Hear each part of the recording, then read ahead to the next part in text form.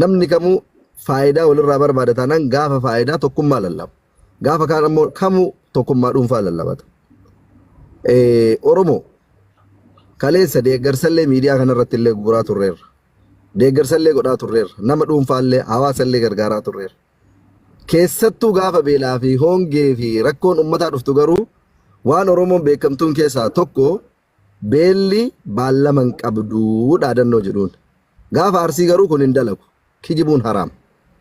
Gaafa arsiin beellaftee arsiin rakkate jedhan kun hin dalagu Oromoo biratti. Wal kijibuun faayidaa takka hin qabu. Gaafa namni biroo beela'e jedhan garuu tokkummaadha. Baallamallee hin qabu. Oromoon hundi iyyee iyyisiisuu qaba. Dhugaan dhugaa sobni sobaa an Oromummaa kiyyallee hin jaaladha. Arsummaa kiyyallee hin jaaladha. Islaamummaa kiyyallee hin jaaladha. Hundaan likkii itti qabu nama beekuudha. Nama baalaansiin harkaa ol dha'u miti. Ammoo garuu kun dhugaa jirudha. Tokko san lammata garuu raachuulleen namallee bakka namni hin dhaabanne nama dhaabuun gaariidha. Mucaa kana nu hunduun beekna. Guddina isaa keessatti illee mucaa nu hundinuu aarsaa kafallee jajjabeessinee gadda isaa waliin qoodannee gammachuu isaa waliin qoodannee guddisineera. Ana garraa mucaa san irratti illee gandummaallee nagarree naannummaallee irratti illee nagarree amantiillee irratti nagarre dhugaa dubbatuuf. Isuma anaa tiriidantii Oromooti jedhu malee ani Oromoodha yeroo jedhu malee anaa ganda jedhee ganda isaatiif amantii isaa maqaadhaatu nagarra. Haa ta'uu malee tokkoffaa irratti raachuu waliin qaamaa wal agarree waliin dubbadhean. Aslii waliin bilbilaan waliin dubbanne. Geemii raachuu kana sa'aatii isaa wanti tuqu hin jiru naan jedhe asliillee. Deeggarsi sa'aatii 5 akka Itoophiyaatti godhama. Geemiin raachuu sa'aatii 4tti godhama naan jedhe. Raachuu waliin illee dubbannee wal agarreellee waliin haasofnee raachuu waliin illee raachee geemiin kee sa'a 4tti. Ati yoo si danda'ame sa'a 3 walakkatti laayivii seeni sa'aatii 4 irraa push goona. Achi booda ammoo gara deeggarsa hawaasa kennaa deemna raachee jedheen. Ishii naan jedhee isaanillee waliin haasofnee xumurannee jirra. Har'a garuu bakka rakkoon ijoollee kana gidduutti hin jirretti bakka rakkoon deeggarsa godhamuu fi geemii mucaa kanaa jidduu hin jirretti namni ajandaa miidiyaa kana gubbatti fidee akka waan geemii raachuu fashalsaa jiraniiti godhe. Lammaffaa ammoo nama dhuunfaatiif hawaasa namoonni wal madaalchisan namoota durumayyuu ajandaa rakkoo uumuu qabanidha.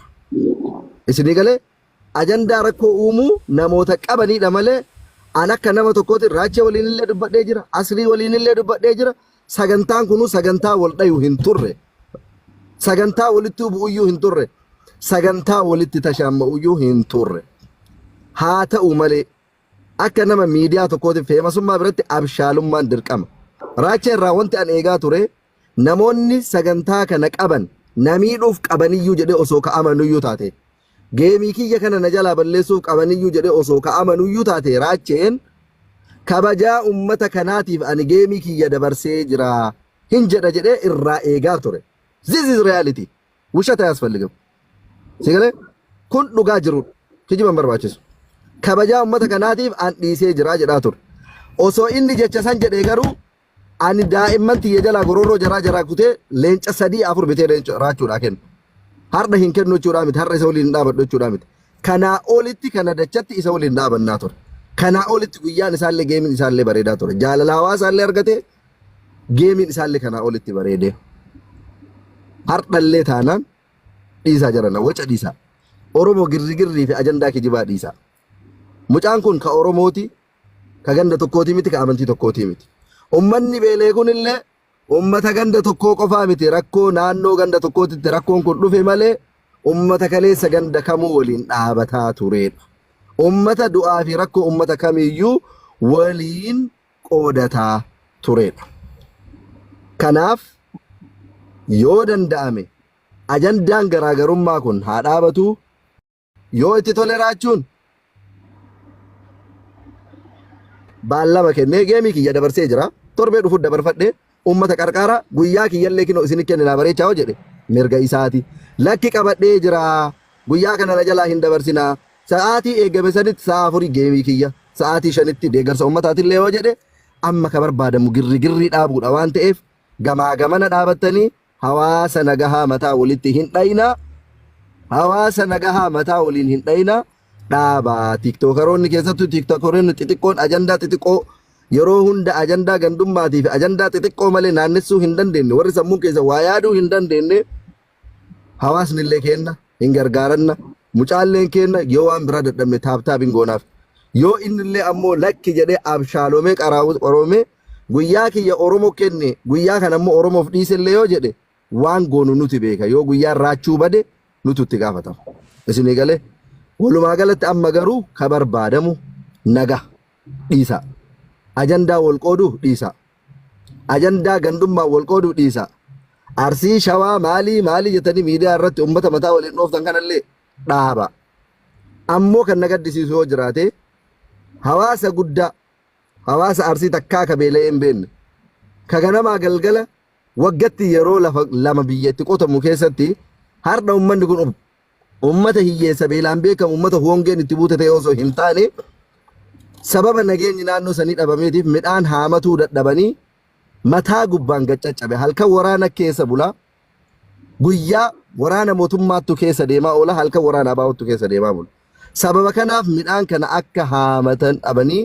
ummanni kun rakkate malee ummanni kunillee ummata beelaa yaallee miti ummata rakkataallee miti ummata harka namaa jala qabatullee miti lammaffaa osoo nu jirru osoo ijoollee akkamii qabu ijoollee akkamii ummata Oromootiif goomaachee ummanni kun har'a dhugaa rabbii dubbatuuf maqaa hawaasa kabajamaa ganaa qabannee miidiyaa kanarra kadhatuuf dhufne ijoolleen xixiqqishuun qubee afaan Oromoo seeraan barreessuun beekne maqaa ummata kanaa dhayaa ummata kana kaffe ziqqi yoo gootu an dhugaa dubbatuuf qalbii kiyyatu na caba osoo maqammaan Oromummaatii fi jinnii maalii jedhanii fi kadhaan maqaa Oromootiin kadhatamu kunuu dhaabatee ilmaan sikkoo mandoo qofti nu ummata kana gargaaraa jedhanii dhugaa dubbatuuf ummata kana gargaaruun ni danda'amaa ture hingeenna waan agasiitiif illee garuu kaleessa nuti nama waliin waan dhaabataa turreef akka Oromootiin waan dhaabataa turreef rakkoo Oromoo kamuu waan qoodamaa turreef har'a yoo profaayilii uf duuba kaayatanii profaayilii nama tokko uf duuba kaayatanii ummata kaagana ga'u kana ummata miiliyoona meeqaa yoo isin xiqqeessitan garuu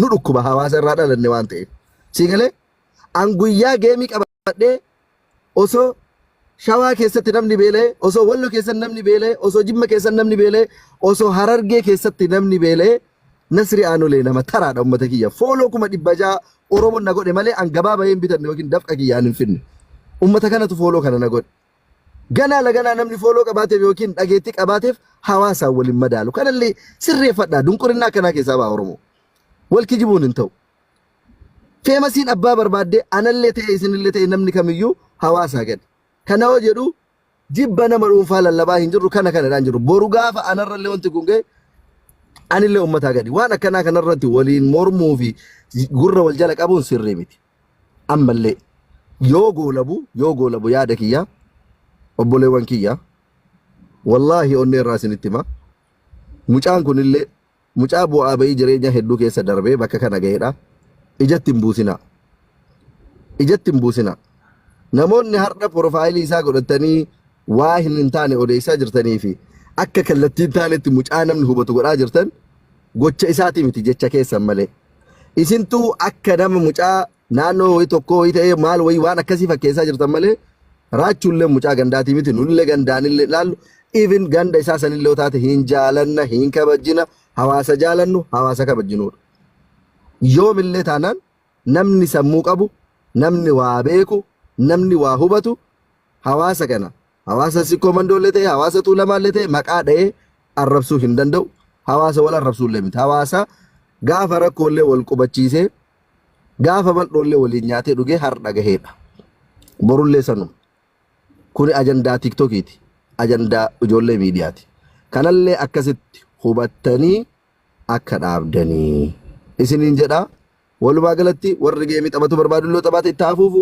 yoo kabajaa ummataatiif illee jalaa gore jedhe kabajaa isaan malu ummanni isaaf godha guyyaa isaallee ni bareechisa lakki itti fufaa eega qabadhee illee yoo jedhamu waan dandeenye bira dhaabanna dadhabnu taaptaam goona hawaasa illee qarqaarsisna haasayaan naallixee garuu ajandaa wal qoodinsaa nurraa dhaabaa jechuu barbaada galatooma. Agree.